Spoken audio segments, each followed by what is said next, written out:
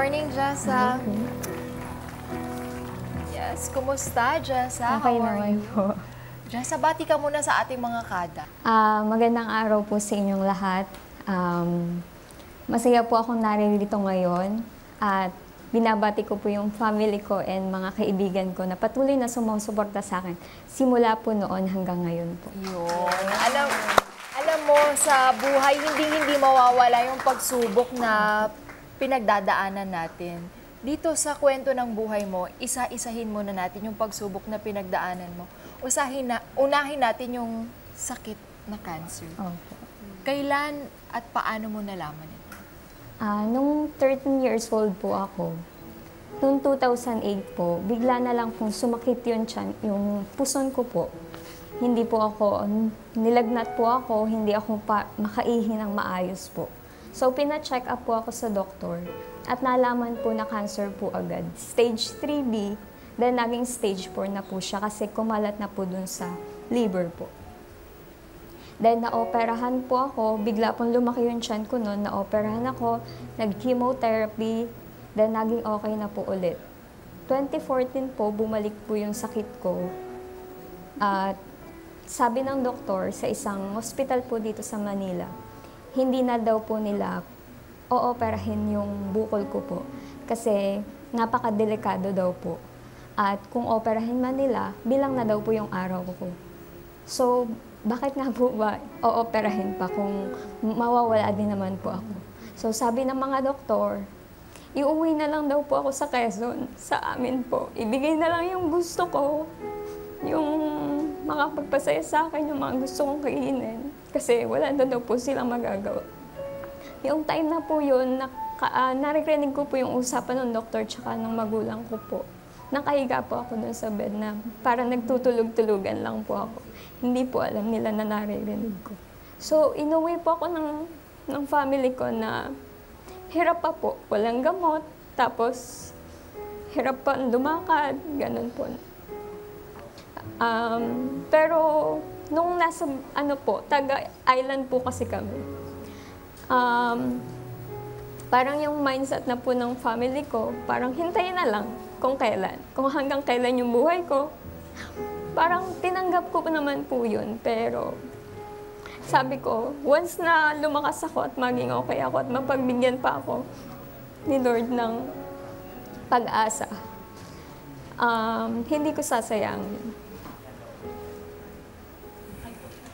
Then, lumakas po ako nung time na yun. 2014 po yung nagkasakit ako. Tapos lumakas po ako nung 2015 po.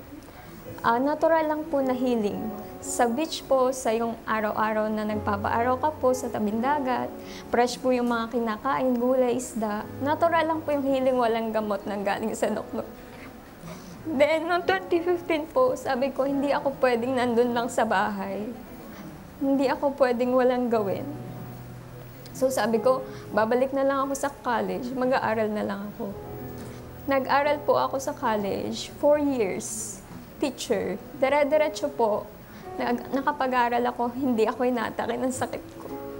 And buhay pa rin ako nun dahil parang anytime pwede akong mawala. Parang ganun po. So sabi ko, nakaya kong matapos yung 4 years na dire-diretso po na hindi inaatake ng sakit po. Then after po nang makagraduate na po ako, nag-board exam po agad ako. Then mismong yung board exam ko po, birthday ko, passer po. Teacher. Then pagka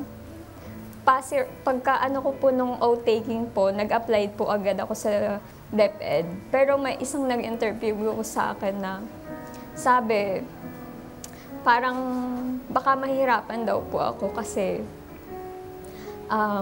may sakit nga po ako, may cancer. So, baka mahirapan ako or bulihin daw. Dahil malaki po talaga yung tiyan ko. Noong time na yun, mas malaki pa po. Na baka mahirapan daw po ako magturo. Sa akin naman po, nung time na yun, mas malakas po ako. Kaya ko pong magturo. Parang ayaw ko pong limitahan yung sarili ko sa kaya kong gawin. Pero may mga tao pong hindi naniniwala sa kakayanan ko. So, qualified naman po yung grades ko, pero dahil po may cancer ako, baka mahirap daw po akong tanggapin. So, sabi ko, hanap ako ng paraan para maging cancer-free po ako. So, kung tinatanggihan ako sa mga ospital, paano ako gagaling?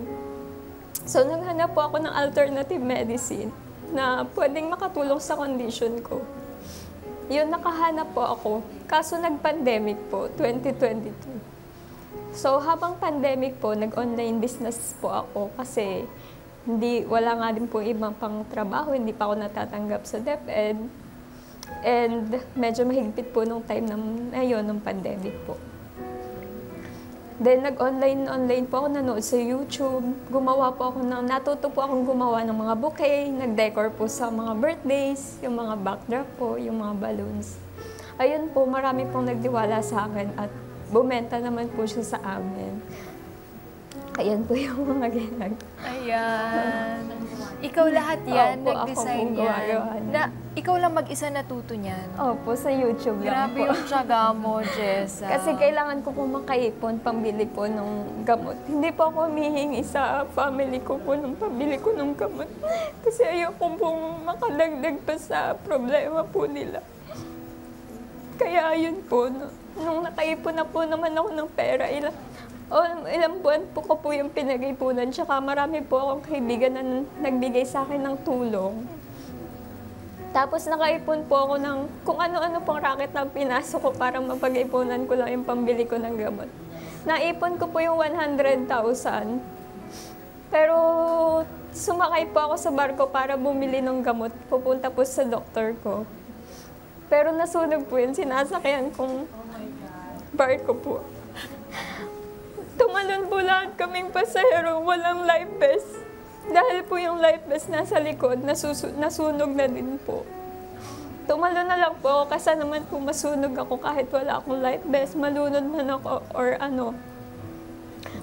Pero mas okay na yung kahit malunod kaysa noon po masunog. So, nung time po na yun, nung nasa dagat na ako, parang ang dilim-dilim ng paningin ko. Sabi ko, Lord, parang hindi ko matatanggap na dito ako mamamatay. Kasi 14 years, magpi-15 years na po na lumalaban ako sa cancer, tapos dun lang ako sa lunod mamamatay. Sabi ko, parang hindi ko po kayang tanggapin. Tapos po, may nagsalo na po ng life vest sa amin, nakasalubong po namin yung barko. At sinave na po, nakilala po ako nung nakasakay sa barko, sinave po nila ako. Pero, ang masakit doon, yung ipon mong pera, Yung nawala na rin. pinaghirapan na dapat pagpapagamot pa naman. Ano yung naramdaman mo ng mga oras na yun? Yes, number one, nasalba ka. Nasalba ang buhay mo, Jessa. Pero yung lahat ng pinaghirapan mo ay talagang nawala rin. Nung na-save po nila ako, kala ko po hawak ko pa po yung bag ko. So, nung na-save po nila ako, kala ko okay na ako. Tapos nung parang nagkaroon na po ako ng malay ulit. Hinahanap ko po agad yung pera na dala-dala ko. Pero wala na pong, nadala ko pa po yung bag, pero bukas na po siya. Nahulog po talaga. So hinanap ko po yung pera ko. Pinaano ko po dun sa mga nagse-save sa amin. Kuya, pahanap po. Kaso hindi na po talaga. Kasi nagmamakaawa po talaga ako. Parang gusto ko ulit tumalon dun sa dagat para ako na mismo yung maghahanap.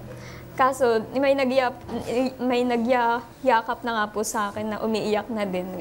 Sabi niya, pagtutulungan na lang natin na makabili ka ng gamot. So, nawalan ka ba ng pag-asa at that point, Jessa? Opo, kasi po parang ilang buwan ko po yung pinaghirapan na parang ayaw ko nga po makapagbigay pa ng bigat sa family ko. Kahit pagod ako at napupuyat po ako kahit po malaki yung tiyan ko nun. Tinitiis ko po lahat para lang makabili ng gamot. Tapos nawala lang po dun. Pero yun na naisip ko, mas mahalaga pa rin po yung buhay. Parang mababalik ko pa rin po. Pero ang iniisip ko, maghihirap po ulit ako na parang ganun po. So ano na lang yung nakapagbigay sa'yo ng lakas ng loob ulit? Noon po, nung kinabukasan po, marami pong nag-interview sa akin, iba't ibang station. Napanood po ako sa TV and may mga, doon po sa ano na yun, Filinesh nila yung Gcash ng kapatid ko po. And marami pong nag-send.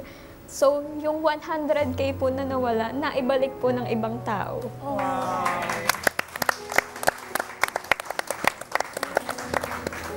Jessie, sa lahat ng mga pinagdaanan mo, no, ano yung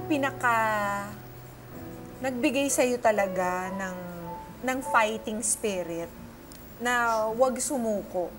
Kasi una, nung ikay na-diagnose na may cancer, tapos pagsabihan ka pa na stage 4 na ito, tapos napagsabihan ka rin na wala nang lunas, na May tayo. ilang sandali na lang, pwede ka nang mawala.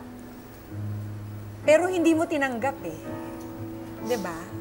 Ano yung iniisip mo nung mga panahong yun para hindi ka sumuko? Ang inspirasyon ko po, syempre po yung family ko. Lalo na po na hiwalay po yung parents ko. Ako po yung panganay. Kailangan ko pong tumulong pa sa mga kapatid ko. Parang dahil mahirap lang po kami, yung papa ko po, sapat lang yung kinikita. Sa farmer po siya. Tsaka dati po nagta-tricycle driver pero nabenta na din po yung tricycle. So yun po, parang kailangan ko makatulong. Parang magiging okay lang yung pakiramdam ko kung tapos na yung kapatid ko, kung nasa okay na silang kalagayan. Kailangan ko munang makatulong sa kanila. And doon po sa mga kaibigan ko or mga kakilala ko po na sinasabi nila, alam mo, Jessa, kahit pag masakit yung ulo ko, iniisip ko na wala lang to kasi ikaw nga may cancer, parang wala lang sa'yo, lagi ka lang masaya.